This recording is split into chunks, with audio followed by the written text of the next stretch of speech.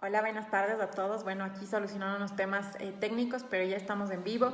Bueno, quiero darles la bienvenida a todos ustedes. Muchas gracias también por la invitación a esta serie de eventos y de charlas que se han venido dando durante todos estos días. Sé que hoy es la última, tengo una gran responsabilidad para terminar la primera temporada y la primera fase de estas charlas, pero realmente sí es un honor para mí el poder estar con ustedes y poder realmente, como yo digo, llegar a todos ustedes con la información justa y con la información que es.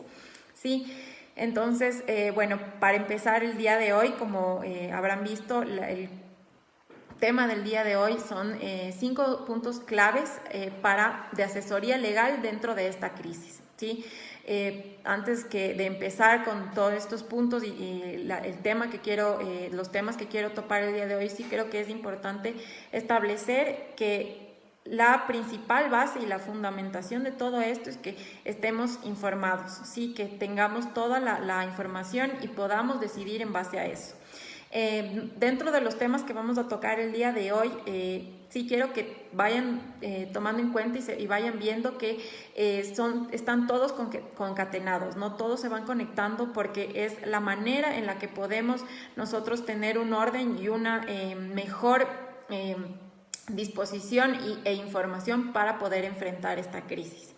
Sí, entonces quiero empezar con el primer punto que para mí es vital y es conocer mis condiciones. ¿A qué me refiero con esto? Tanto los emprendedores como los trabajadores y sobre todo los empleadores, los dueños de las compañías, creo que es fundamental que tengan un conocimiento profundo de su compañía. ¿Sí? ¿A qué me refiero con esto? Muchas veces, y ha pasado con mis clientes, que no conocen lo que está en sus contratos, no saben lo que dice el contrato porque lo dejaron para la persona de talento humano, o para el financiero, o para el contador, y ellos se limitaron a firmar el contrato. No es tanto una crítica, pero sí básicamente es una práctica usual dentro de esta situación. ¿Sí? Entonces, para mí es primordial que uno conozca de qué es su compañía, de qué tipo de contratos tengo. Por ejemplo, en el ámbito laboral, tengo contratos. ¿Qué tipo de contratos tengo? Tengo eventuales, tengo plazo fijo, tengo un periodo de prueba. Recuerden que el periodo de prueba tiene que estar por escrito. ¿Lo tengo? ¿No lo tengo? Tengo contratos comerciales con mis proveedores. ¿Cuánto es el tiempo, el plazo para que me paguen, el plazo para que yo pueda entregar los productos? ¿Qué tipo de resolución de conflictos tengo? Sí, porque esto va a determinar la cuantía. Puedo ir a un juzgado ordinario, puedo ir a arbitraje, me va a salir muy caro. Todo este tipo de circunstancias en temas contractuales, así como todos los temas que conllevan un tema contable, un tema financiero, un tema de talento humano, es decir, identificar cuáles son las condiciones en las que yo estoy, qué tipo de compañía tengo una compañía limitada, ¿qué quiere decir esto? ¿Qué tipo de obligaciones o responsabilidades tengo yo frente a quién? ¿Qué tipo de instituciones me van a exigir a mí como representante legal o como administrador de una compañía el cumplimiento o responder frente a ellas? Tengo una compañía anónima, me da lo mismo, tengo una sociedad de hecho, cuentas en participación, cuáles son las implicaciones de cada situación.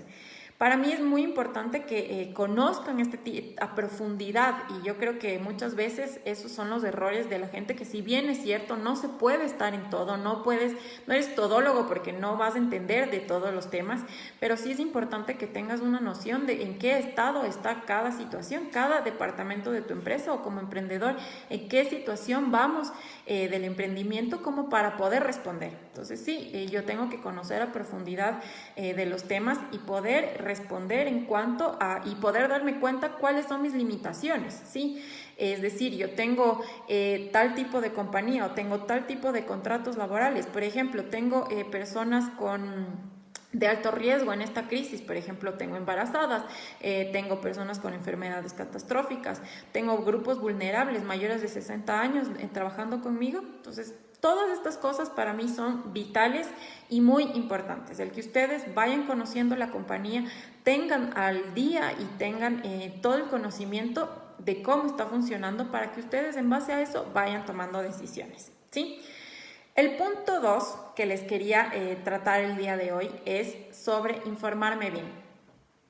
Estamos en una era en la que las redes sociales dominan absolutamente todas nuestras relaciones. Y más ahora en que estamos aplicando, por ejemplo, teletrabajo, las redes sociales van a determinar incluso nuestro trabajo, ¿sí? Entonces es muy importante también ser responsable con este tipo de redes sociales y con este tipo de noticias. ¿Qué tipo de noticias consumo yo? ¿Qué tipo de noticias produzco yo? ¿Sí? En redes sociales. ¿Por qué? Porque esto me va a implicar en las decisiones que yo pueda tomar más adelante, ¿no es cierto? ¿Cómo puedo yo responder a ciertas circunstancias si tengo tal o cual información? Afortunadamente estamos en una época en la que la tecnología nos ha ayudado bastante. En este instante estamos usando una aplicación, una conferencia en línea, en vivo, donde todos podemos interactuar y realmente eso es fascinante. De igual manera nos ha dado la posibilidad de que ahora absolutamente todos los acuerdos ministeriales, las leyes, las resoluciones estén en línea. Entonces es importante que yo me informe bien por canales oficiales y que tenga yo la información fidedigna y veraz de la situación. Para esto sí, les recomiendo acudir a medios oficiales que ahora todos son digitales. Tenemos, por ejemplo, en el caso de acuerdos ministeriales en materia laboral, vamos a tener el Ministerio de Trabajo que publica a diario las resoluciones que va emitiendo. Lo mismo pasa con los acuerdos, las resoluciones de la Superintendencia de Compañías o de la Superintendencia de Poder de Mercado o la Superintendencia de Bancos, el SRI. Todos están publicados en sus páginas web, en sus páginas oficiales. Esto me da la opción de que yo tenga la información a la mano y que yo pueda acceder a esta información de una manera concreta, de una manera veraz, ¿sí? Ahora, tal vez para poder añadir un poco a esto, existe el registro oficial. El registro oficial, como sabrán, y si es que no lo saben, para aclararlos, es el periódico, digamos, donde se publican las leyes, y a partir de ahí la mayoría de leyes, digamos, los que no tienen disposición en contrario, van a tener vigencia, ¿sí? Ahora existe desde el mes de enero una disposición en que los registros oficiales se hacen únicamente en línea. Antes los tenía que comprar, me lo entregaban en físico, ahora todos son en línea. Entonces, como les digo y como pueden ver, absolutamente toda la información veraz y toda la información oficial está al alcance de todos nosotros a través de las páginas web, a través del internet, con todas las resoluciones y todo en línea, en la nube, cargadas, etc. Entonces, esta es una de las mejores opciones para mantenerme informado bien. Otros aspectos dentro de mantenerme bien informado y que creo que es vital, y porque les digo, a muchos abogados nos ha pasado, lastimosamente no por desprestigiar, pero sí me ha pasado que vienen nuestros clientes y nos dicen, ok, es que el financiero me dijo, es que Talento Humano me hizo, es que el contador me ayudó. No. Yo creo que parte de la información y para poder informarnos de adecuada manera es el estar y escoger un especialista. Obviamente no somos todólogos, no sabemos de todo, no entendemos todo. Puedo tener la información correcta, la información veraz, la información oficial, pero eso no quiere decir que yo la vaya a entender por completo. Por ende, necesito asesorarme de un especialista en la rama. Si estamos hablando que tengo una resolución del SRI donde me está estableciendo temas de cálculos para utilidades o cálculos para el impuesto a la renta, etcétera, ¿qué voy a hacer? Voy a buscar asesorarme de un tributarista, de un contador, un financiero que se haya especializado en tributario o un abogado que sepa de derecho tributario también. Eso me va a ayudar a que yo, además de tener la información correcta, tenga una asesoría de cómo implementar esa información, ¿sí? Entonces, eso también es importante, el que nosotros acudamos con un especialista del caso y del tema. Entonces, muchas veces dicen que la asesoría es cara, pero más caro sale el no asesorarse, porque las consecuencias vendrán luego, ¿no? Entonces, posteriormente o en el momento yo dejaré pasar este tipo de circunstancias, pero en un futuro vamos a tener consecuencias en las que me va a costar más el poder defenderme de algo que estuvo mal hecho a el empezar bien mi situación y mis circunstancias. Sí, ahora vamos a ir al tercer punto y ahí me voy a detener un poquito también porque el tercer punto para mí es analizar las opciones que tengo dentro de esta pandemia y dentro de esta crisis que estamos declarando. Para esto quiero volver un poco en los días para ir así, recapitulando y haciendo una línea de tiempo, ¿no es cierto? El 12 de marzo se declara la emergencia sanitaria en los centros de salud por el Ministerio de Salud Pública aquí en Ecuador, ¿no es cierto? Al día siguiente, Jorge Yunda declara el estado de emergencia en el Distrito Metropolitano de Quito, haciendo que se cancelen los eventos públicos, que limite los eventos a máximo 200, que bueno, fueron evolucionando entre 300, 250 hasta terminar en 50, por último cancelarlos. Posteriormente el Ministerio de Trabajo expide ya el acuerdo ministerial en el que me limita y me viabiliza el teletrabajo y comienzan a salir ya el decreto el 16 de marzo, que es el decreto de la declaratoria de estado de emergencia. ¿Sí? ¿Por qué? Por una calamidad pública debido a la pandemia que era el COVID, que ya nos venía afectando como país. ¿Qué pasa con este decreto? Este decreto, el 1017, donde nos declara el estado de emergencia, el estado de excepción, nos establece que primero se cancela, entre los puntos más importantes, ¿no? Se prohíbe la obligación, se prohíbe el tema de una jornada presencial, una jornada laboral presencial, y hace unas ciertas excepciones como los centros de salud o el tema de alimentos y estas plataformas digitales de comida y de delivery, ¿no? De servicio de delivery. Para empezar, quiero decirles, todas estas regulaciones tenían una fecha límite, ¿no? Íbamos viendo que esta se dio el 16 de marzo y estaba establecida hasta el 24, y poco a poco cada regulación fue extendiendo sus términos y extendiendo sus plazos, porque obviamente hemos seguido en un estado de emergencia y hemos seguido en la emergencia sanitaria que estamos enfrentando por el momento, ¿no es cierto? Así como el Ministerio de Trabajo sacó varios acuerdos ministeriales de acuerdo a la jornada laboral, respecto a la jornada laboral, también así lo hizo varios de las instituciones públicas, ¿no? En las que nos suspendían los plazos, en los que nos daban prórrogas de términos para presentar documentación, para un sinnúmero de actividades que teníamos y vamos llevando a cabo durante nuestro ejercicio o profesión diaria, ¿sí? Entonces, esto quiere decir, y quiero recalcar esta parte, que el acuerdo, que el decreto presidencial 1017 nos hizo la declaratoria de estado de excepción. Pero esto no quiere decir que las leyes no estén vigentes o que las únicas leyes que existen o que valen son las que se emitieron a partir de ese entonces o que se han dado en cuestión de esta emergencia, las específicas, ¿no? Por ejemplo, si nos centramos un poco en el tema laboral, no quiere decir que solo los acuerdos ministeriales en los que me establece el teletrabajo, la modificación, la reducción o la suspensión de la jornada son las únicas opciones que yo tengo para aplicar.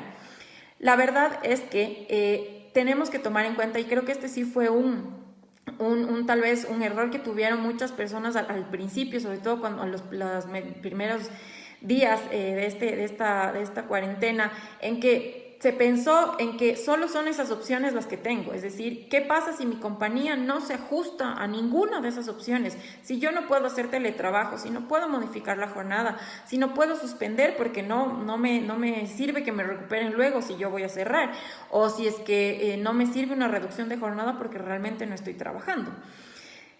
La verdad es que aquí, y como les digo, hay que ver las opciones y más allá de lo que se ha planteado últimamente. Como les digo y les repito, la ley está vigente en todas sus normas, y todas las normas están vigentes, es decir, la Constitución, empezando por la Constitución, las leyes orgánicas, ordinarias, reglamentos.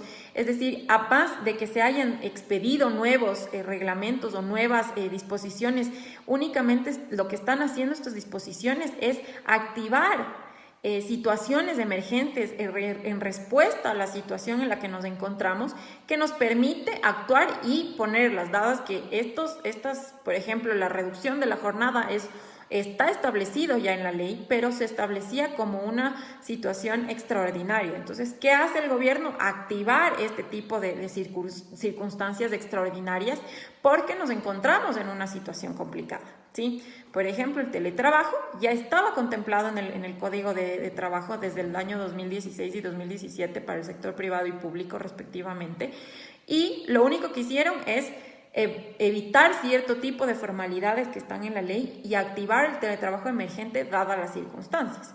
Pero recuerden, y como les digo, existen más opciones que las que están aquí.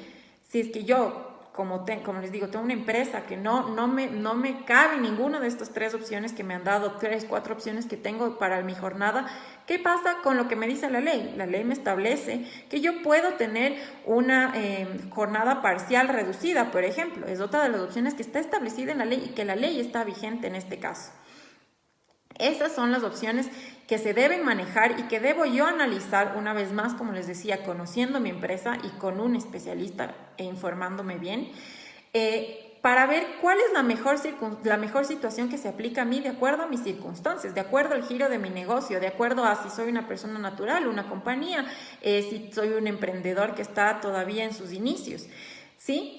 Tengo que ver opciones y manejar las opciones que mejor se ajusten a nuestra realidad, a nuestro servicio y sobre todo pensando en que estas son medidas temporales, ¿no? Que pueden cambiar durante el tiempo y como hemos visto, la normativa y las regulaciones han ido cambiando durante todo este tiempo, enfrentándose a las nuevas situaciones y circunstancias en las que estamos. Entonces, sí creo que también es importante este punto 3, en el que yo tengo que analizar y ver mis opciones. Mucho pasó y como todos habrán oído en noticias, desde el principio de esta cuarentena, muchos optaron por tomar el artículo 169, numeral 6 del Código de Trabajo, que me establece un despido, una terminación del contrato por causa fortuita. Yo ahí me pregunto, y es mucho la duda que tenemos algunos abogados, es ¿qué tanto profundizaron y analizaron el tema estas compañías que optaron por esta terminación del contrato unilateral, sin ningún tipo de bonificación ni derecho a desahucio? ¿Sí? Ahí, entonces, esa es la única opción que tenían.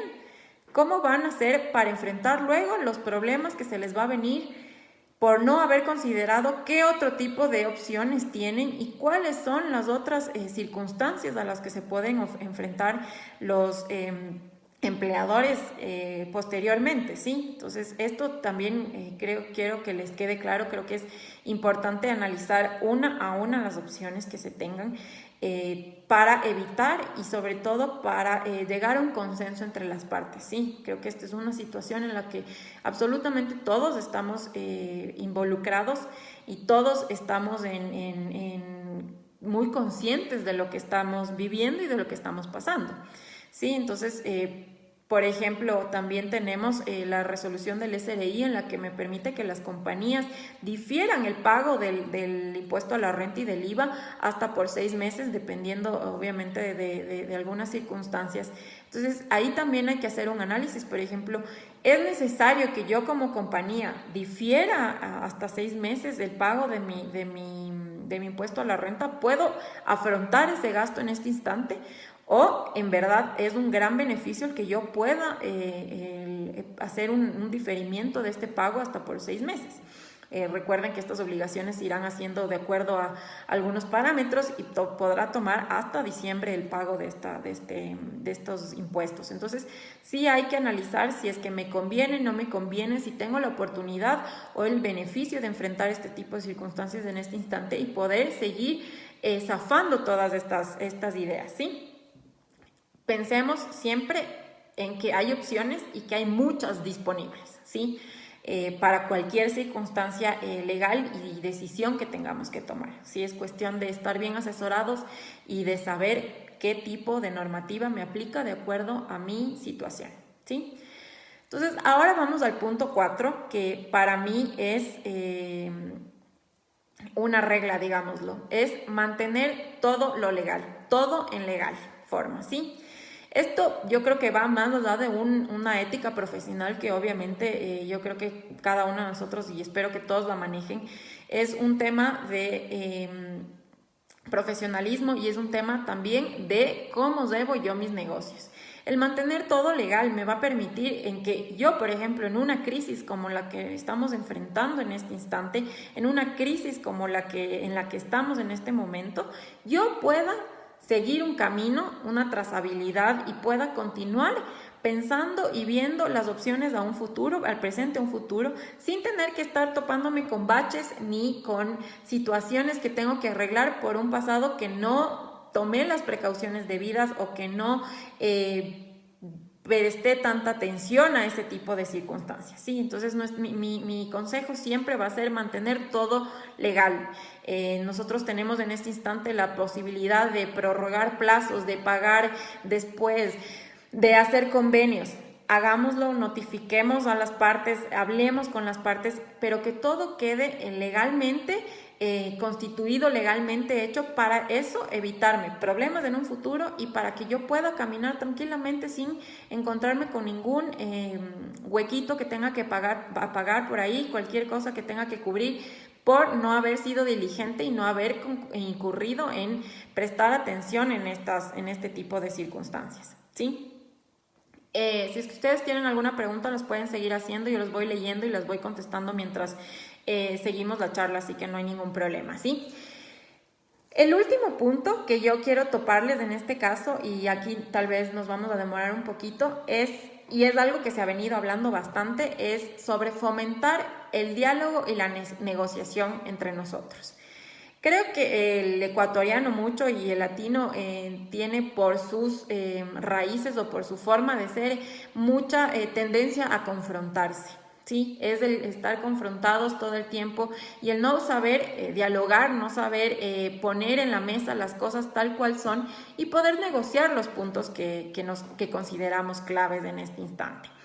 Creo que en la situación que estamos, lo ha dicho el gobierno y lo ha dicho, creo que todos lo entendemos, lo importante en este punto es negociar, es hablar, dialogar y poder llegar a un acuerdo, ¿sí? Un acuerdo que beneficie a las dos partes, un acuerdo que no pretenda imponer situaciones o imponer circunstancias porque tengo una relación de poder o porque soy el más fuerte en esta relación, sino un acuerdo que intente que las dos partes salgamos de esta situación, tanto un trabajador con un empleador o un proveedor, un distribuidor, una empresa con el contrato de distribución que tenga, el tipo de contrato que maneje con sus proveedores, con sus clientes. Entonces es importante el tema aquí, el saber dialogar, el saber negociar las condiciones y que podamos llegar a un entendimiento, ¿sí? Para esto yo tengo algunas claves que utilizamos nosotros siempre cuando estamos dentro de una negociación, ¿sí? La primera de estas claves es dejar tu posición. Es decir, si yo voy a una negociación con otra parte, vamos a suponer que yo soy una empresa y vamos a una negociación con un proveedor mío, obviamente podríamos ver en qué tipo de relación de poder, quién es el más fuerte, digámoslo así. Vamos a dejar esa relación de más fuerte, ¿sí? Vamos a dejar la suposición o la idea de que yo tengo que ganar y a mí se me tiene que hacer lo que yo quiera y el acuerdo tiene que ser en los términos que yo quiera. No, vamos a dejar esa posición, vamos a dejar esa actitud y vamos a ir con una actitud dispuesta a diálogo, apertura, una disposición a escuchar a la otra parte, ¿sí? La segunda clave que tengo yo para negociar es tener puntos claros. Si yo estoy entrando en una negociación, sea cual sea mi posición, fuerte, débil, igual, tengo que tener muy delimitados los puntos, ¿sí? Yo quiero esto, voy a pedir esto, voy a ceder tal cosa, tal y cual cosa. ¿Por qué? Porque esto me va a permitir a mí saber hasta dónde voy a llegar, un límite máximo y mínimo, ¿sí? Hasta dónde puedo yo pedir, qué es todo lo que yo quiero y hasta dónde puedo ceder, qué es lo mínimo que yo puedo ceder. porque ya no tengo plata, porque ya no tengo posibilidades, porque está fuera de mi alcance, depende de alguien más, depende del gobierno, qué sé yo, tantas circunstancias, ¿sí? Entonces, tener los puntos claros y saber en qué puntos voy a centrar mi discusión nos va a ayudar muchísimo para poder tener éxito en nuestra negociación. Ahora, también vamos a tener que delimitar qué puntos tenemos en común con la otra parte. Por ejemplo, como les decía en el principio, yo tengo un contrato, soy una empresa, tengo un contrato con mi distribuidor. El punto en el que vamos a negociar es el término de pago, ¿no es cierto? ¿En cuánto tiempo voy a pagar? El punto en común que tenemos es que los dos queremos seguir con el contrato, queremos seguir en nuestra relación de comercio, tanto como distribuidor y yo como comprador, para que esta relación siga en un futuro. Entonces no vamos a negociar este tipo, no vamos a meter en la negociación este punto en común que yo ya lo determiné con la otra parte. ¿Por qué? Porque las dos partes queremos que continúe el contrato y no vamos a centrarnos y a discutir ese tema, ¿sí? Ahora, otro punto muy importante dentro de la negociación es saber escuchar, ¿sí? Esto es algo que creo que es un mal común. Yo tengo ese problema mucho y lo trato de mejorar siempre, sobre todo por mi profesión, pero creo que es muy importante el saber escuchar, ¿sí? El que yo me detenga a escuchar a la otra parte me va a permitir conocer bien los puntos de la otra parte, entender bien cuáles son sus peticiones, cuáles son sus condiciones y a qué acuerdos podemos llegar, ¿sí? Si es que yo estoy interrumpiendo, si es que yo no presto atención, si es que yo hago de menos y no escucho realmente lo que me está diciendo, voy a perder mi condición y mi oportunidad de negociar correctamente las circunstancias en las que estamos, ¿sí? Entonces aquí quiero que tengan en cuenta mucho este tema, saber escuchar.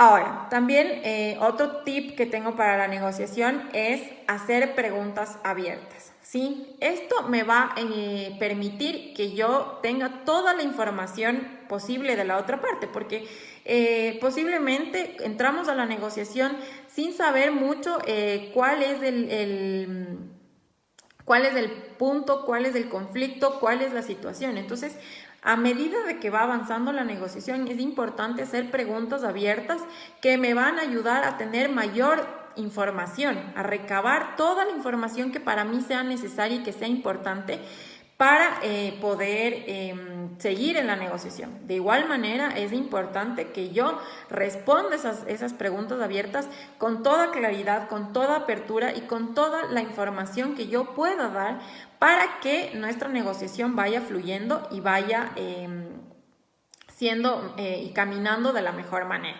¿sí?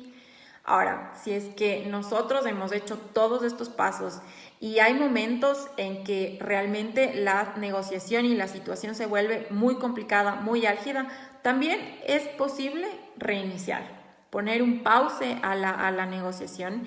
Si es que nosotros estamos viendo que realmente las partes no están dejando sus posiciones, que la otra parte no está dispuesta a ceder, yo no estoy dispuesto yo estoy dispuesto solo a exigir, etcétera, hay tantas circunstancias, es importante que las partes puedan también tener la opción de reiniciar, de decir, hasta aquí llegó la negociación, démonos un tiempo, vamos a tomar un café, vamos al almuerzo, tomémonos un día, tal vez mañana podemos reunirnos ya descansados, salir de la discusión, del enfrascamiento que tenemos por estar discutiendo en este tema tanto tiempo y hacer una pausa y poder reiniciar.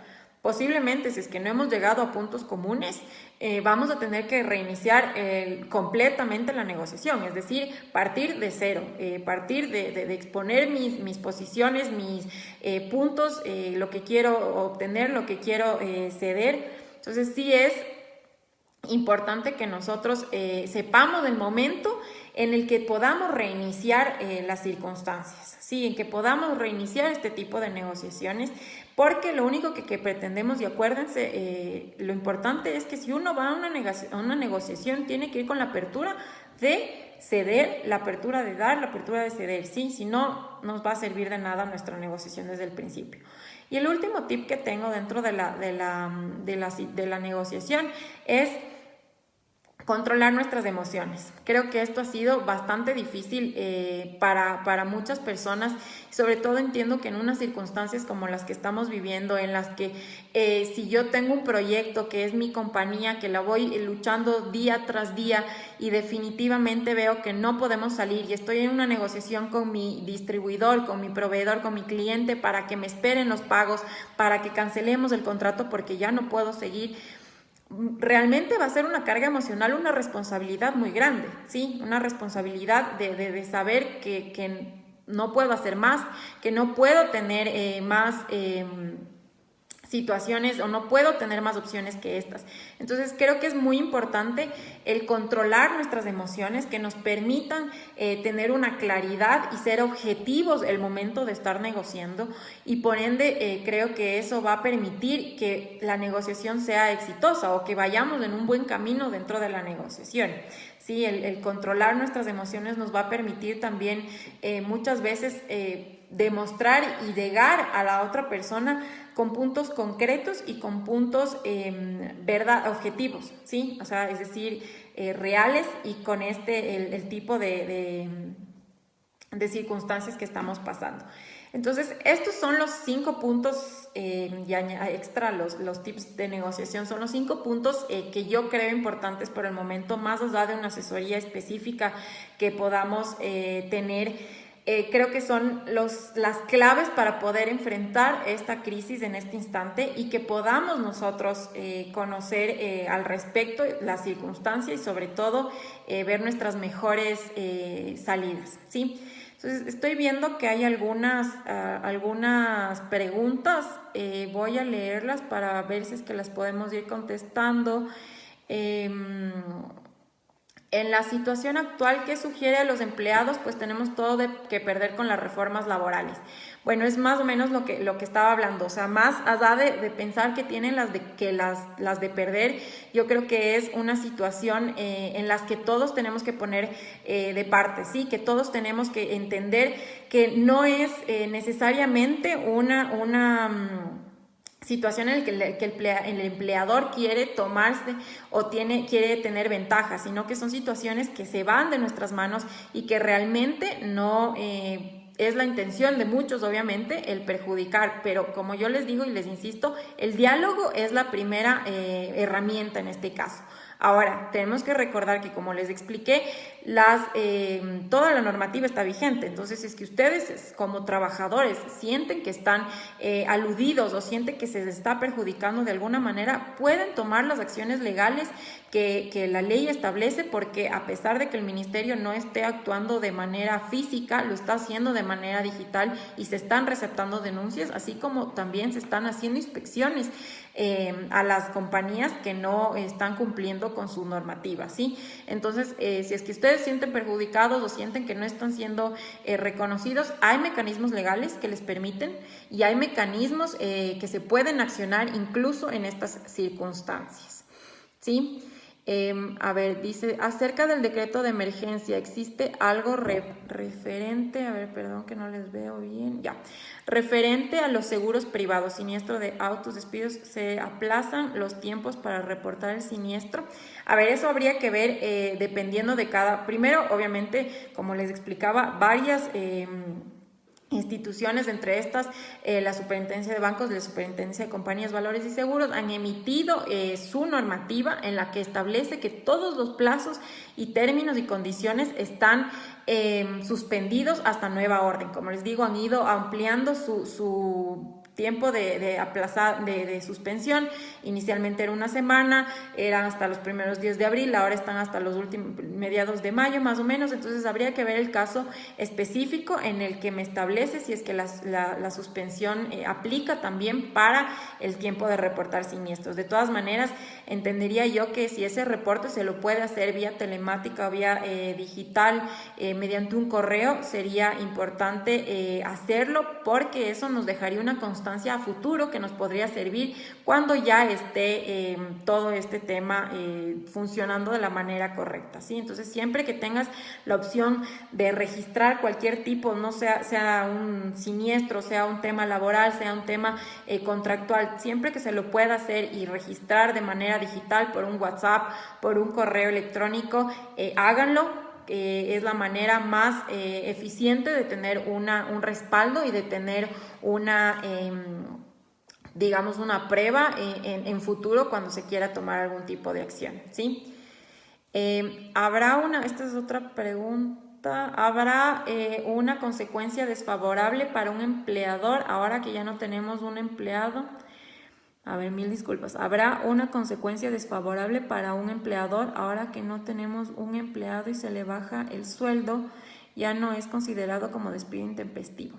A ver, como les decía, la normativa sigue vigente. Es decir, si es que yo categorizo y yo entro dentro de las causales para despido intempestivo, eso va a seguir siendo una causal de despido intempestivo. La reducción del salario, el cambio de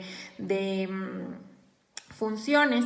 Ahora, ¿qué pasa? Existe, como les establecía, de acuerdo al artículo 47, numeral 1 del Código de Trabajo, la opción de la reducción de la jornada laboral. Esto implica una reducción del salario, porque yo ya no voy a trabajar 40 horas a la semana, sino puedo trabajar hasta 30 horas a la semana, podría trabajar 32, 35, como se acomode el empleador.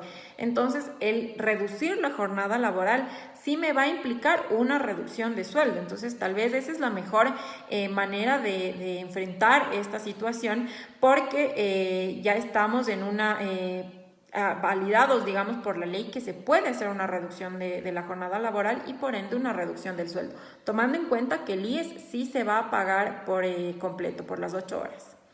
A ver, hay otra pregunta.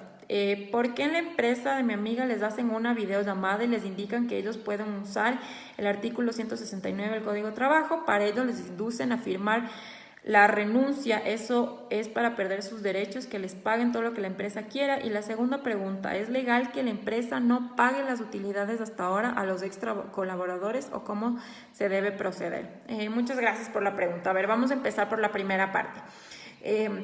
Ya lo había mencionado, el artículo 169, numeral 6 del Código de Trabajo, que me permite, digamos, por caso fortuito, dar por terminado el contrato sin ningún tipo de bonificación ni de remuneración. A mí parecer y mi criterio personal, obviamente, que como hay varios criterios que se pueden manejar, va a depender mucho de la industria. Es decir, para mí el artículo 169, el caso fortuito, va a poderse aplicar en el caso de que la empresa no siga funcionando. Es decir, que realmente esta crisis ha sido tal que yo pueda como empleador demostrar que no existe otra posibilidad u otra opción más que el cerrar la compañía, ¿sí? Porque ya la situación es insostenible, porque he parado mis producciones, porque ya no tengo quien me compre. Por ejemplo, el sector florícola realmente se ha visto afectado mucho por esta crisis y es uno de los que más ha usado y ha invocado de este artículo. De todas maneras, como les digo, para mí es un tema bastante especial, bastante delicado y que habría que considerarlo dependiendo de la industria.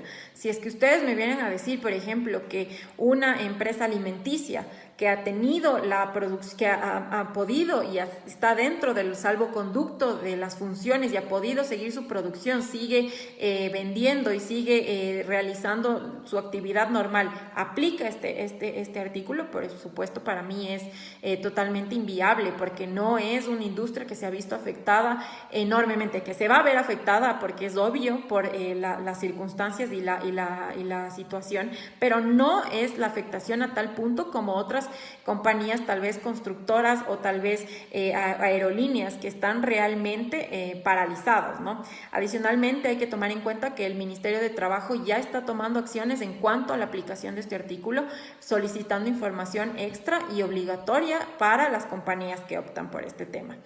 Sí, El pago de utilidades es obligatorio, no está suspendido. Tenían que haberlo hecho hasta el 15 de abril máximo. Tendría que hacer denuncias en el ministerio, como digo, siguen habilitado el ministerio para denuncias, así que en el caso de que no hayan recibido sus utilidades hasta el 15 de abril, como está dispuesto en la ley, pueden tomar acciones legales pertinentes. El sueldo de los días que no se ha elaborado se lo tiene que cancelar. Si es que estamos en suspensión de la jornada laboral, la ley el acuerdo ministerial nos establece que puedes hacer un calendario de pagos, ¿sí?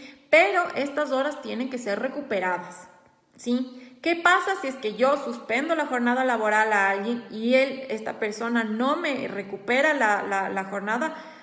No tengo por qué cancelar porque no estoy recuperando las horas perdidas, ¿sí? Entonces aquí sí hay que tener en cuenta esto. Si está suspendida la jornada laboral, puedo hacer calendarios de pagos, es decir, pagar por partes, 1, y 2, es una obligatoriedad y el trabajador está en la obligación de trabajar, de recuperar esas horas, ¿sí? La ley nos establece, el acuerdo ministerial 77 nos establece que si es que no se recuperan esas horas, el trabajador está en la obligación de devolver ese dinero al empleador, ¿sí? Ojo con eso, ¿sí? A ver, tenemos otra pregunta. ¿Cómo podemos hacer con una empleada doméstica, reducir las horas de trabajo? ¿Cómo se sustenta? Por ahora no está trabajando, ¿cómo debemos proceder? Para el caso de las empleadas domésticas, se está usando la suspensión de la jornada laboral. Eso quiere decir que por todo este tiempo que no ha trabajado, que vamos más o menos como 45 días más o menos, va a tener que recuperar esos días en la suspensión de la jornada laboral.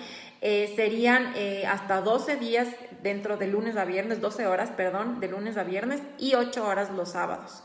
Sí, entonces esa es la manera que se está trabajando con personas que no pueden, trabajadores que no pueden hacer una reducción de jornada o una modificación, teletrabajo, etcétera. Se lo suspende, como es el caso de las empleadas domésticas, y obviamente tendrán que recuperar las horas posteriormente. La empresa en base a mi consulta es automotriz en cuanto al artículo, sí.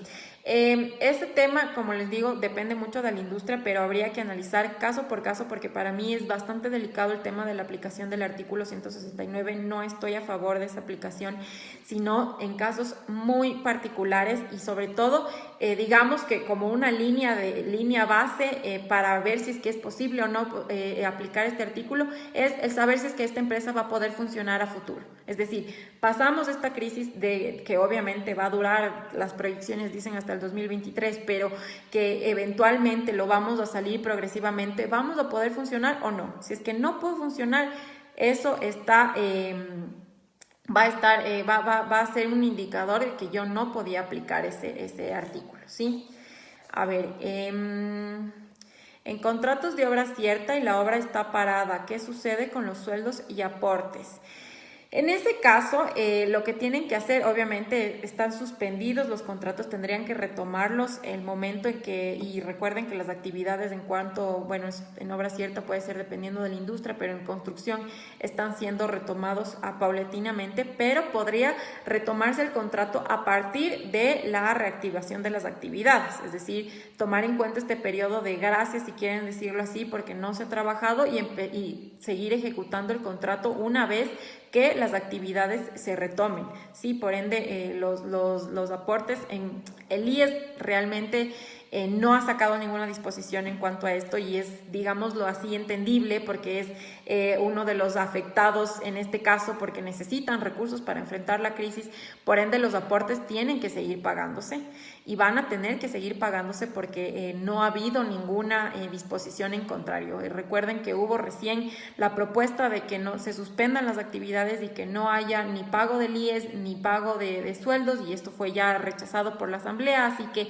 esperaríamos que no haya ninguna propuesta al respecto tampoco, ni que haya algún pronunciamiento del IES en cuanto a esto. Eso sí, los aportes al IES, les soy clara, eso tienen que pagarse por completo, a menos que haga yo una jornada parcial reducida. ¿Sí? Recomiendan cancelar convenios. ¿Qué tipos de convenios? ¿Sí? Dependiendo mucho cuáles son las cláusulas, dependiendo mucho qué tipo de convenio es decir, o qué tipo de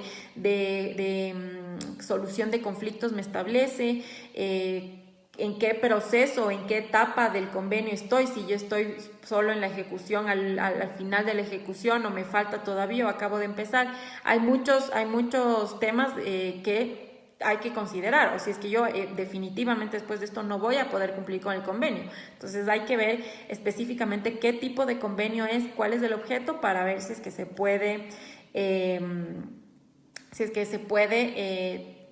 cancelar el convenio, si es que es lo más recomendable. Bueno, luego seguimos con Fernando, que tiene algunas preguntas, le podemos responder por privado para seguir con las siguientes. ¿Cómo suspendo la jornada laboral al empleado? La suspensión, modificación, reducción y teletrabajo se hace mediante el SUT, ¿sí? Si es que son empresas privadas, ¿no? Necesito ingresar al sistema propio de la empresa, en el Ministerio de Trabajo, e ir uno por uno, trabajador por trabajador, haciendo, modificando la jornada a lo que yo haya decidido, porque recuerden que es potestad del empleador aplicar cualquier tipo de jornada. O sea, yo, si tengo 10 trabajadores, a 2 les aplico la suspensión, a 3 la reducción, a los otros la modificación, etcétera, etcétera. Entonces, sí, tengo que hacerlo en el sistema del Ministerio de Trabajo, uno por uno, trabajador por trabajador, ¿sí? ¿Cómo compruebas si los empleados están o no cumpliendo sus 8 horas de teletrabajo? ¿Cómo se controla eso? Y cómo el empleador protege legalmente si evidencia que su empleado no cumple con los resultados. Esta es una pregunta muy interesante, muchísimas gracias, y realmente es una duda que han tenido absolutamente todos. El teletrabajo nos cogió por sorpresa absolutamente a todos. Yo creo que eran muy pocos los empleadores o los trabajadores que sabían cómo actuar con un teletrabajo, así que sí ha sido complicado el tema de adaptación para las dos partes, tanto trabajador como empleador. A ver, les comento, existen varios métodos tecnológicos, por ejemplo, que nos sirven para poder verificar los avances y la coordinación de las 8 horas de trabajo. ¿Cuál es mi recomendación?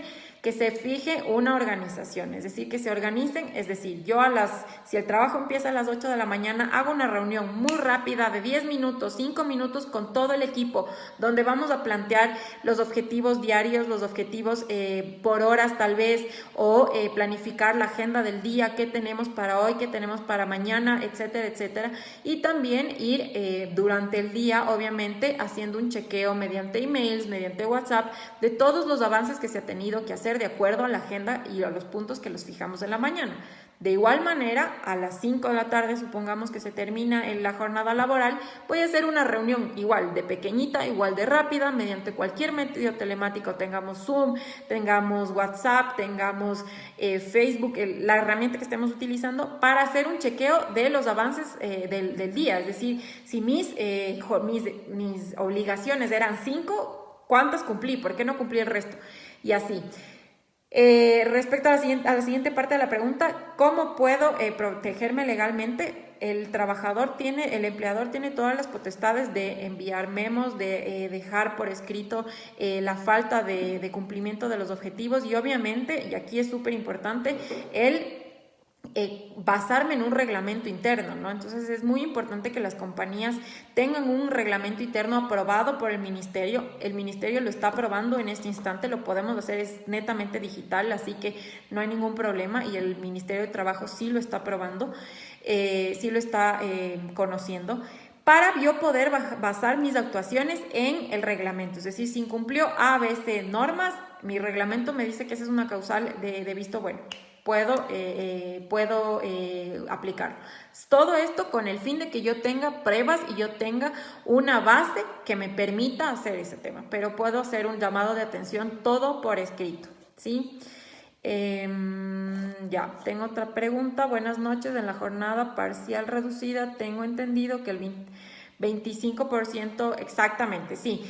Sí es verdad, el que a mí me reduzcan la jornada a 30 horas semanales mínimo, o un poquito más de horas dependiendo, no implica que yo que no tenga que percibir el 100% de mi IES. De hecho, tengo que tener me pagan el 100% del IES, como las 8 horas, e incluso si es que decide la compañía separarme de mi puesto de trabajo por despido intempestivo, etcétera, mi bonificación y todo se calculará en base a mi sueldo de 8 horas, ¿sí? No al de la reducción de la jornada. Muchas gracias por las felicitaciones. Ya les voy a dejar mis datos para los que quieran. A ver, me dice Gabriela, empleada doméstica embarazada, suspensión, ¿cómo aplicar? Y después, ¿cómo cumplirá 12 horas si mayo da a luz? Gracias. Realmente estos son los casos excepcionales que se presentan y que es la realidad, realmente es la realidad lo que hay. Hay que ver y especificar cómo se puede hacer. Obviamente en este caso la suspensión estaría hasta el día que ella dé a luz, es decir, si es que ya da a luz, me invento el 4 de mayo, hasta el 3 de mayo me habrá funcionado la suspensión, porque a partir del 4 de mayo será un periodo de maternidad que serían los 3 meses. A partir de los 3 meses podría recuperar la jornada suspendida. ¿Sí? Entonces, obviamente entendimos que en el periodo de maternidad el IES corre con una parte del sueldo y el empleador con la otra, entonces, pero es eso, o sea, tendría que recuperar la jornada una vez que haya terminado la jornada, el periodo de maternidad, obviamente suponiendo que ya mayo, junio, julio, agosto ya estamos en una jornada presencial de trabajo, que yo creería que sí. O, a ver, si me dice en el caso de servicio doméstico, la solución ya que nuestros ingresos van a disminuir y no es factible pagar por tiempo completo. Pueden aplicar, si es que no es posible pagar por tiempo completo, habría que ver una situación como reducción de la jornada o aplicar un nuevo contrato que sea el de jornada parcial. Sí es un poco complicado el tema, pero hay que, como yo les digo, hablar entre las partes. O sea, para mí es primordial en estos casos llegar a un acuerdo entre las partes, sobre todo en casos de más delicados o poco comunes, porque es la manera en la que las dos partes van a salir, es decir, procurar que el trabajador no pierda su trabajo, pero tampoco obligar a un empleador a ser esclavo de pagar un sueldo y pagar obligaciones que no está en posibilidades ni en capacidad de enfrentar. Entonces, es aquí porque les digo que es importante el diálogo y llegar a un acuerdo que sea beneficioso para las dos partes, ¿sí? Entonces, en ese caso sí habría que llegar a un acuerdo que sea mejor para las dos partes. A ver, dice, las empresas siempre buscan el momento. Ay, no puedo abrirle. Ya. Sí, como hemos mencionado y como les digo, es el momento en que las dos partes tienen que tomar responsabilidad de la situación en la que estamos, entender el momento difícil que estamos atravesando para poder llegar a acuerdos. Si de todas maneras, como empleador o como trabajador sobre todo, sienten que se están vulnerando sus derechos, hay mecanismos, hay denuncias sobre todo que se pueden hacer al ministerio. Si bien es cierto, en este instante no van a ser efectivas, digamos, más allá de que no se pueda hacer la denuncia, hay temas específicos que el Ministerio de Trabajo por sus competencias no puede conocer y es el juzgado de trabajo que está cerrado el que tiene que conocer. Es importante que se haga la denuncia al Ministerio porque eso me deja como constancia que yo, en efecto, estuve en contra de la medida o de las circunstancias que pasó para posteriormente, cuando se reactiven los juzgados, hacerlo frente al ente correspondiente. Pero como les digo y les insisto, el tema aquí es que se llegue a un diálogo, que las partes puedan mantener su puesto de trabajo y que el empleador tampoco se vea obligado a mantener obligaciones que no puede enfrentar y que no está en capacidad en este instante por las circunstancias de continuar con esas obligaciones. Entonces, creo que se han terminado las preguntas. Quiero por favor darles mis datos de contacto. Pueden contactarme a mi celular al 099-878-4540.